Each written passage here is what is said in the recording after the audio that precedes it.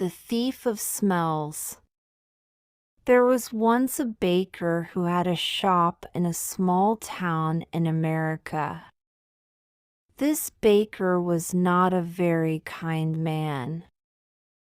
He never gave his customers any more bread than necessary for their money, and he never smiled. But he was a very good baker. His bread was the softest bread that you could imagine. Sometimes customers paid for their bread and started eating it there in the shop. His cakes were really delicious. People came to his shop from all over town. When they walked down the street, they smelled the baker's wonderful bread and his delicious cakes, and they walked right into his shop. But not everyone came inside. Some people just stood outside the shop, smelling and looking in through the windows. The baker didn't like this. Their stomachs are full of the smell of my bread. I'm giving them a free lunch, and I get nothing for my hard work, he said to himself.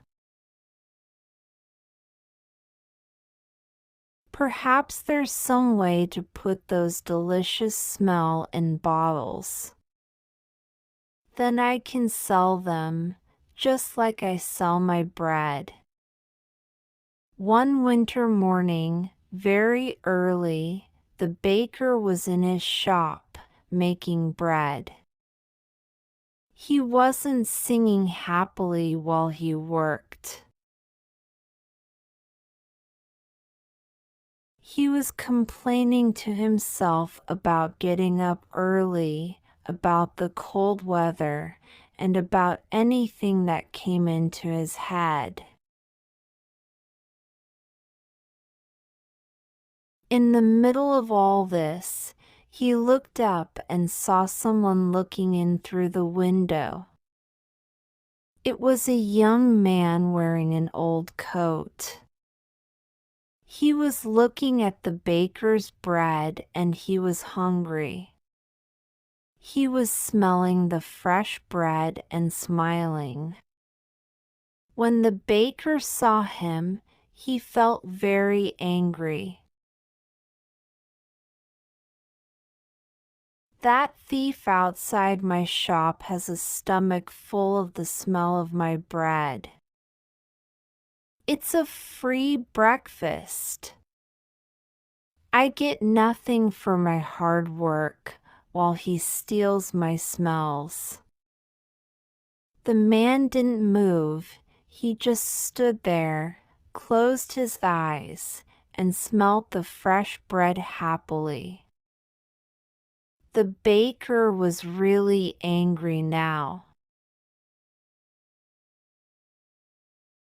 He walked across the shop, opened the door, and shouted at the man, "Pay me!"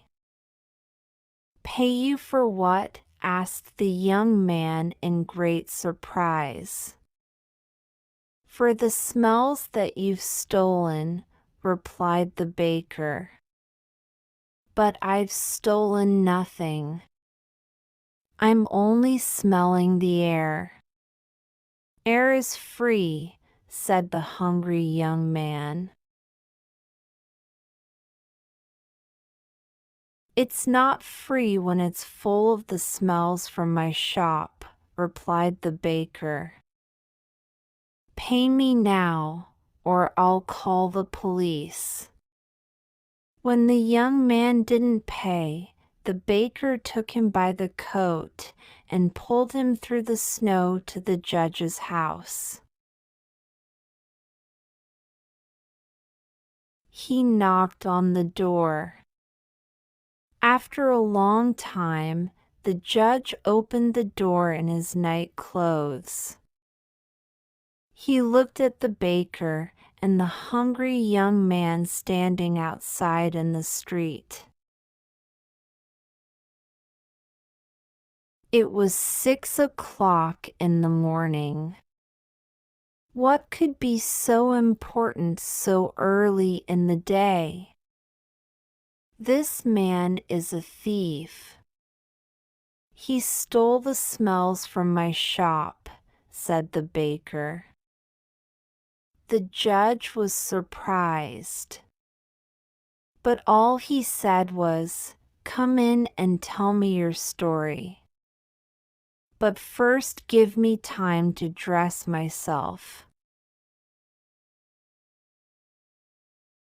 He went back into the house. After a few minutes he came back, and he took them inside. They all sat down together round a large table. "All right, tell me everything." "Baker, you start," said the judge. He listened quietly. First the baker told him all about the hungry man who stole all his smells. The judge went on listening.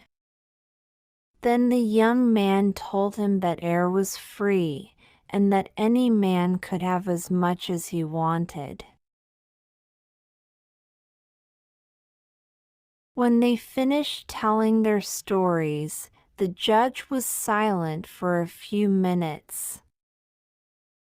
The baker started telling him again of how the other man took all his smells without paying.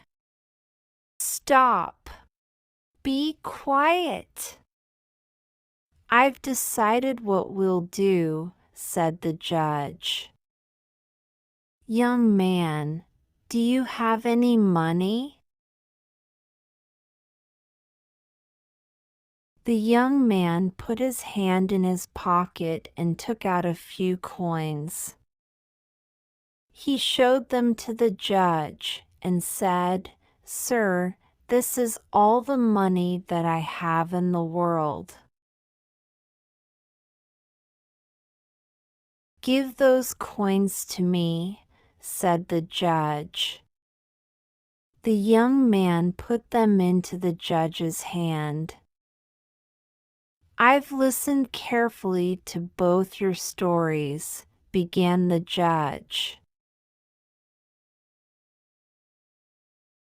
It's true that the smells were coming out of the baker's shop. And these smells belonged to the baker. And it's also true that this young man took those smells without paying for them. And so I say that the young man has to pay the baker for the smells that he took. The baker smiled, perhaps for the very first time in his life. He held out his hand at once for the money. But the judge didn't give him the coins.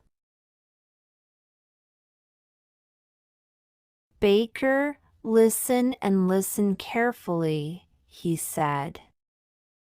He shook the coins in his hands and they clinked together. "That can pay for the smells," he said to the baker. "Give me my coins, sir," said the baker, not smiling anymore. "No," said the judge. "I've decided that the sound of money is the best way to pay for the smell of bread." And with that, he gave the coins back to the poor young man and told him to go home.